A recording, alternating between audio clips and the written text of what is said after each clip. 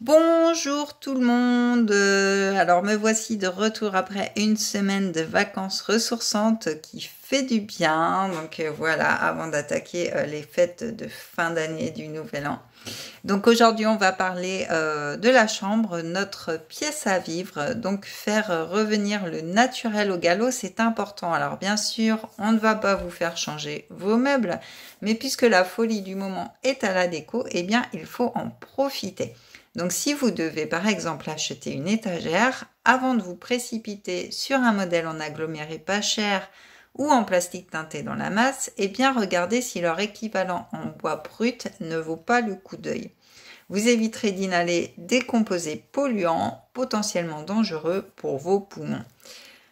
Traquez les matériaux suspects, puis petit à petit, eh bien, remplacez-les par d'autres plus naturels et si possible estampillés d'un écolabel. Donc le bois, la fibre de coco, le liège, le coton, le chanvre, la laine et tous les matériaux sans additifs, bien sûr, sont les bienvenus.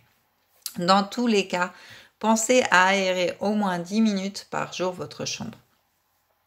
Partagez votre lit avec un incarien, ça vous dit? Ben non, moi non plus.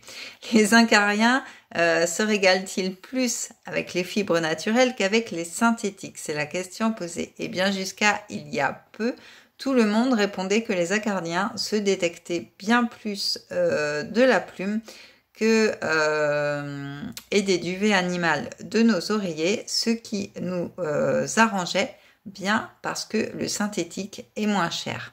Coup de théâtre, un labo d'anthropologie industrielle démontre que les oreillers naturels embarquent près de 8 fois moins d'allergènes que les synthétiques.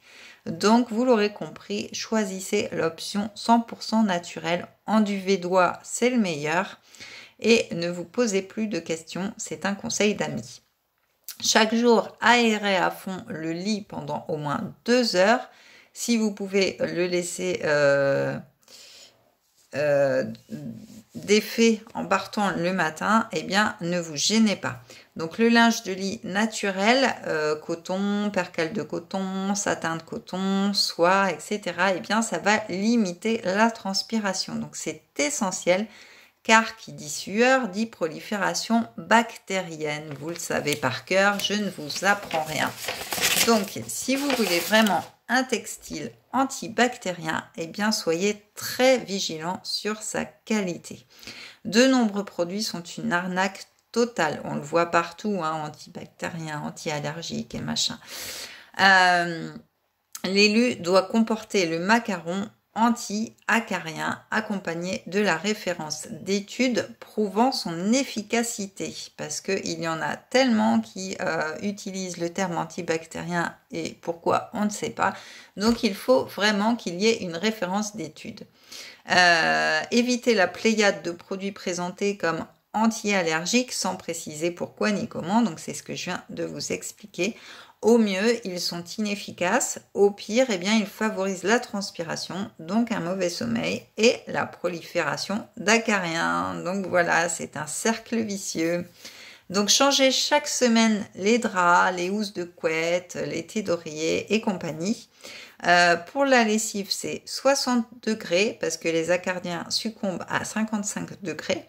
Mais un bon 90 de temps en temps, eh bien, ne fera pas de mal. Donc, aérez bien les oreillers et les couettes.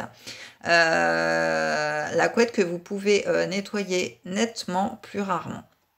Donc, la recette antibactérien d'aujourd'hui, ça va être dans votre sèche-linge de glisser un tissu, alors peu importe, un chiffon, un torchon, un bout de tissu, peu importe, imprégné de 6 gouttes d'essence de citron aux côtés des draps. Donc voilà, vous glissez ça dans le sèche-linge. Ensuite, repassez vos draps après les avoir vaporisés d'un mélange de 50 centilitres d'eau déminéralisée et 4 grammes d'huile